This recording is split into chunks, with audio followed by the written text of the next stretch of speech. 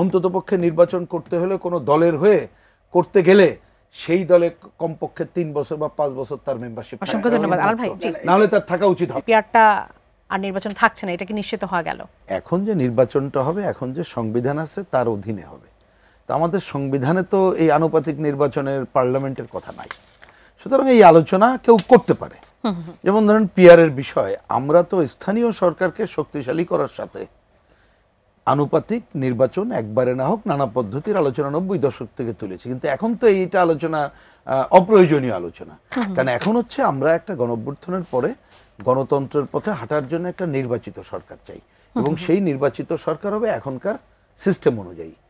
ওই নির্বাচন বরঞ্চ কিভাবে ভালো করা যায়, কিভাবে ভালো প্রার্থীরা জিতে আসতে পারে, সেই নজরটা দেওয়া দরকার। এমনকি ধরেন একটু আগে বললাম যে সনদের অনেকগুলোর সাথে আমরা একমত না বলে স্বাক্ষর করিনি, কিন্তু যেগুলোর সাথে আমরা একমত আছি আমরা তো সেটা বাস্তবায়ন চাইব, এবং মুক্তিযুদ্ধের বিরোধী কোনো অবস্থান থাকলে তার বিরুদ্ধচারণ করব। তার জন্য তো নির্বাচন দরকার এবং নির্বাচিত সরকার দরকার, সেই জায়গায় যেতে হবে বলে মনে করি। আর এই যে অনেকের কথা বললেন না, আমরা দেখি, আপনি আগেরবার আমাকে প্রশ্ন করেছিলেন যে আমার ধারণা যে আমি দেখলাম যে ঐক্যমত্য কমিশনের সহসভাপতি ওনাদের মেয়াদ তো আবার বাড়ানো হলো। প্রথমে আমি বুঝতে পারিনি কেন বাড়ানো হলো, তারপরে আমি বুঝেছি বাড়ানো হলো আসলেই যে উনি বলেছেন যে পরে কেউ চাইলেও স্বাক্ষর করতে পারবে।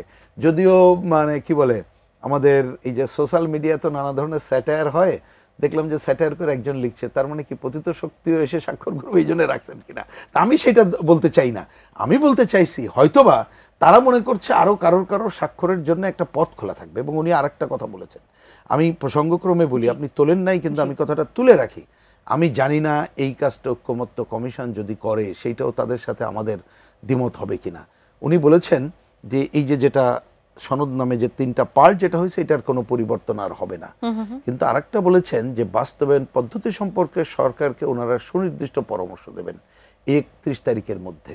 আমি জানি না তাহলে এই পরামর্শ দেবেন কি ওনাদের ইচ্ছা মতো, তার সাথে কিন্তু এই ঐক্যের আলোচনায় যারা তাদের সাথে হয়তো থাকবে না। যদিও এই আলোচনা হয়েছে, কিন্তু মাঝে যে সময়টা ক্ষেপণ করা হলো এই আলোচনা নিয়ে, যেমন আমরা তো স্পষ্ট বলে দিয়েছি, আমি আগেই বলেছি আর রিপিট করতে চাই না, তবুও বলি যেগুলো ঐক্যমত্য ছিলাম এখনই করে ফেলেন, আর ঐক্যমত্য যেগুলো নাই সংবিধান সংশোধন করে করতে হবে, পার্লামেন্টের উপরে ছেড়ে দেন। অনেকের অনেক মত, তা জানি না ওনারা ওই যে যাদের কথা বললেন তাদেরকে স্বাক্ষর দেখানোর জন্যে অন্য কোনো বুদ্ধি টুদ্ধি বাইর করবে কিনা, এই জন্য ওনারা সময় বাড়িয়েছে কিনা। কিন্তু আমার কথা স্পষ্ট, আমাদের যে দ্বিমত আছে সেই দ্বিমত আমরা জনগণের কাছে নিয়ে যাব। এই সনদের ব্যাপারে যেটা আছে, যেটা ঐক্যমত্য অঙ্গীকার করেছি জাতির সামনে, সেটা আমরা বাস্তবায়নের জন্য আমরা সংগ্রাম করব। কিন্তু আমরা এই মুহূর্তেই দেখতে চাই নির্বাচিত সরকার, তার জন্যে কোনো কালক্ষেপণ চলবে না।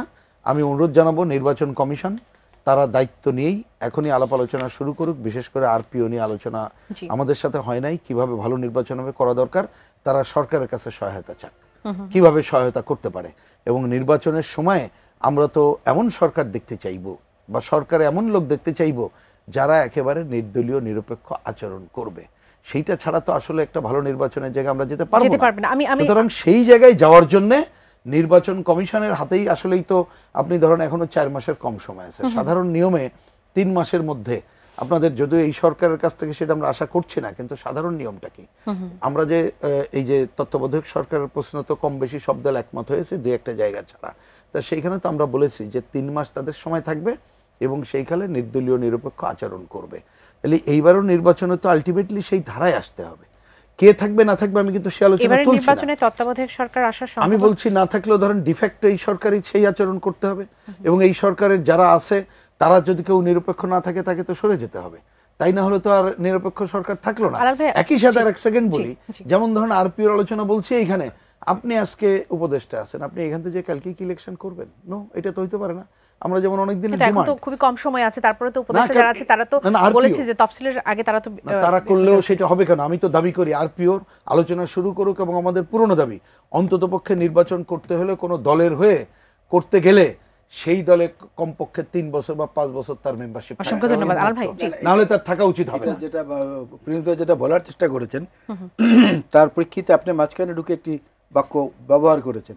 আপনি আজকে দেখেন সর্বশেষ উপদেষ্টা ওয়াহিদুদ্দিন মাহমুদ প্রচন্ড ক্ষোভ ঝেড়েছেন আমলাদের উপরে, যে আমরা জানি না তারা কিছু কিছু সিদ্ধান্ত নিয়ে আগাম বসে থাকে, এমনকি কিছু কিছু ড্রাফটও তারা আগে রেডি করে রাখে, যে আমরা কোনো সিদ্ধান্ত দিলে, হ্যাঁ তারা দিলে পরে তারা কি বলবে সেই ফ্রেমও তারা রেডি করে রাখে।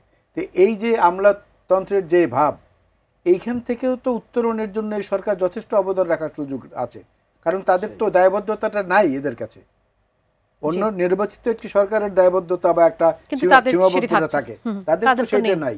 আর যারা এটা নিয়ে বেশি চেঁচামেচি করছেন, নির্বাচন হবে না, হতে দেব না, মুক্তমুখ, তাদেরকে বলবো আমরা ছোটবেলায় একটা কবিতা পড়েছি,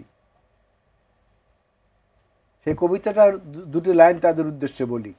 মাথায় কত প্রশ্ন আসে, দিচ্ছে না কেউ জবাব তার, সবাই বলে মিথ্যে বাজে, বকিস নে আর খবরদার।